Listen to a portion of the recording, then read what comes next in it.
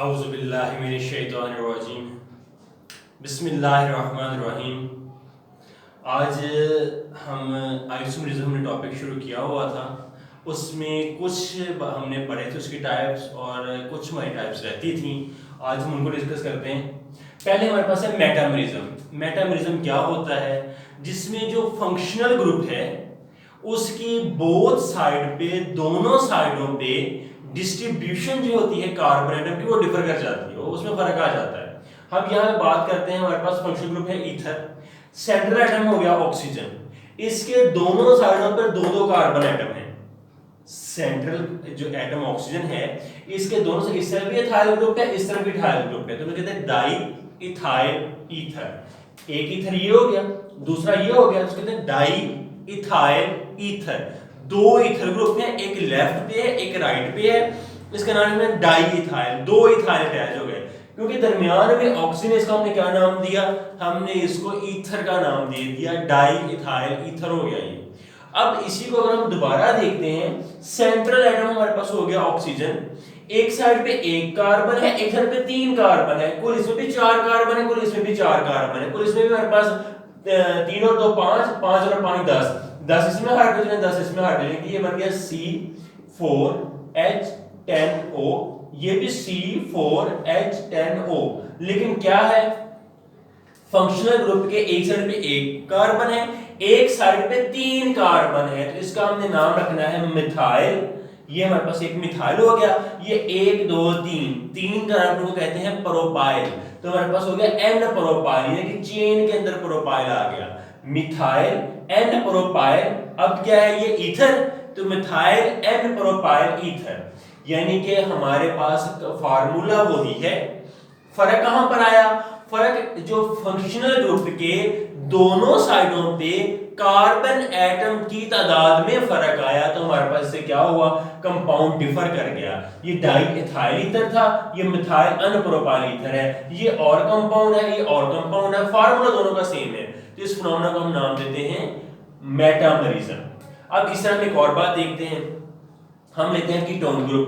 Ketone में हमने यही देखा कि दरमियान में कीटोन आ गया, C डबल बॉन्ड हो, एक साइड पे भी R, इस साइड पे भी R, तो हमारे पास क्या हो गया, डाई इथाइल, दो इथाइल अटैच हो गए, डाई इथाइल कीटोन।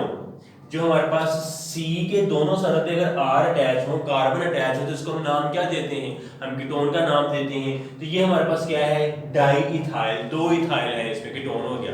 अब इसमें दूसरे केस में देखते हैं, हमारे पास क्या है, एक साइड पे मिथाइल है, एक साइड फिर हमारे पास एन प्रोपाइल है, तीन कार्बन एटम है ना, तो तीन को हम नाम क्या देते हैं, प्रोपेन। अब प्रोपेन से बन गया प्रोपाइल, तो हमारे पास मिथाइल एन प्रोपाइल कीटोन।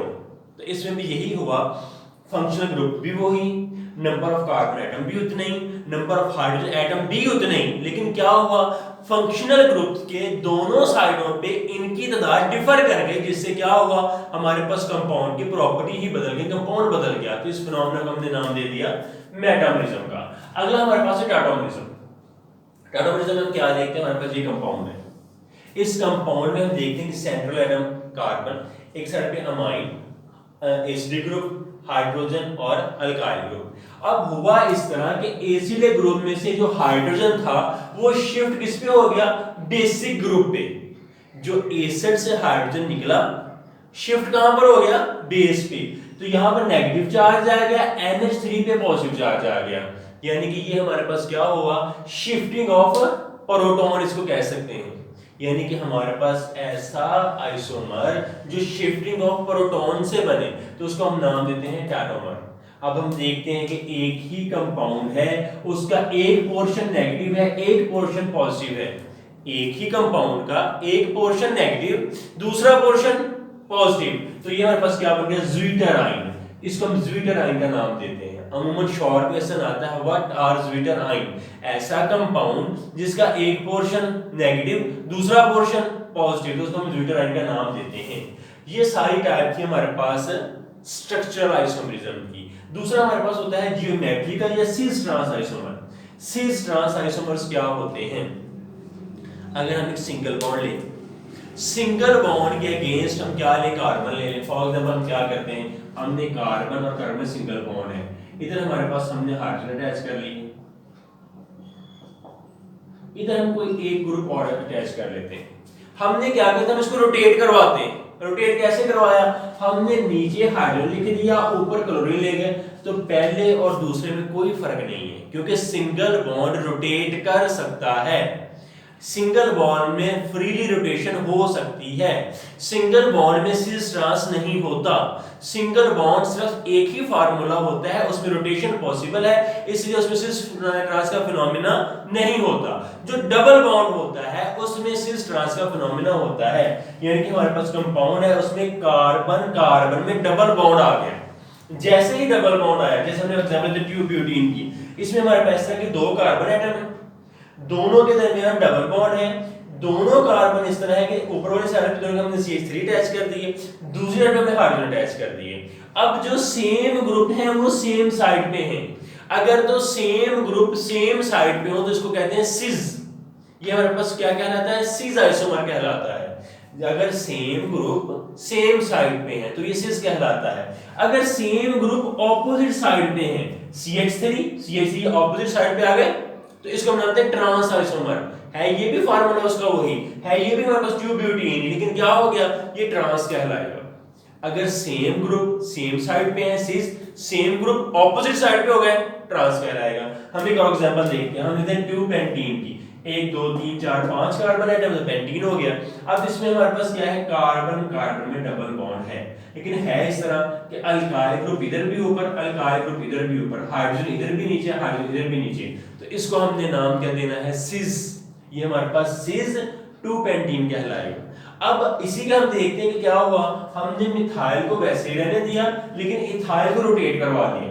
अब क्योंकि रोटेट की इस डबल बॉन्ड नहीं हो सकता, हम कहेंगे ये एक और नया कंपाउंड बन गया। ये हमारे पास वही कंपाउंड नहीं है, हमने नया कंपाउंड बना दिया कि नया कंपाउंड है, तो इसको हमने नाम क्या देना है, ट्रांस 2 पेंटीन। ये हमारे पास ट्रांस 2 पेंटीन कहलाएगा। एक और एग्जांपल लेते हैं हमारे पास, हम लेते हैं 1 2 दो कार्बन है, 1 ब्रोमो 2 क्लोरो। अब हमारे पास 1 2, तो हमारे पास ये क्या कहलाएगा, 1 2 3 कार्बन, हमारे पास प्रोपेन कहलाएगा। 1 ब्रोमो 2 क्लोरो प्रोपेन। अब इसमें देखते हैं कि हमारे पास जो सेम काइंड के एलिमेंट, जैसे कि हमारे पास हैलोजेंस हैं, दोनों ऊपर वाली साइड पे अटैच हैं, दोनों सेम साइड पे अटैच हैं। हमारे पास same kind of atom same side पे अटैच है, हैलोजन दोनों ऊपर अटैच है, नीचे क्या है हमारे पास, ये अल्केन ग्रुप है, ये हमारे पास हाइड्रोजन है, तो क्या हुआ, इसको हमने सिस का नाम दे दिया।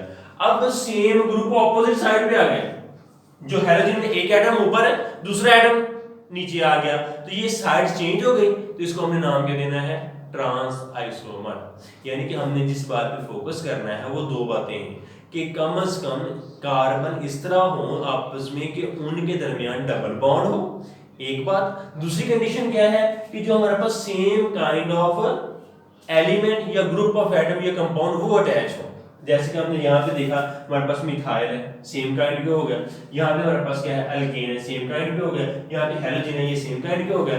यानी कि दो कंडीशन का हमने ख्याल रखना है सिस ट्रांस में कि कम से कम एक डबल बॉन्ड जरूर, जिस पे सिस ट्रांस का फिनोमेना होना है उन कार्बन के ऊपर क्या हो, डबल बॉन्ड जरूर हो। दूसरा ऑप्शन हमारे पास क्या होगा कि उनके ऊपर जो सेम काइंड ऑफ एलिमेंट्स है ना वो होने चाहिए, तो फिर सिस ट्रांस का फिनोमेना होगा। अगर इसमें सिंगल बॉन्ड है, उसमें रोटेशन पॉसिबल होती है, वो सिस ट्रांस का फिनोमेना शो नहीं करता। शुक्रिया।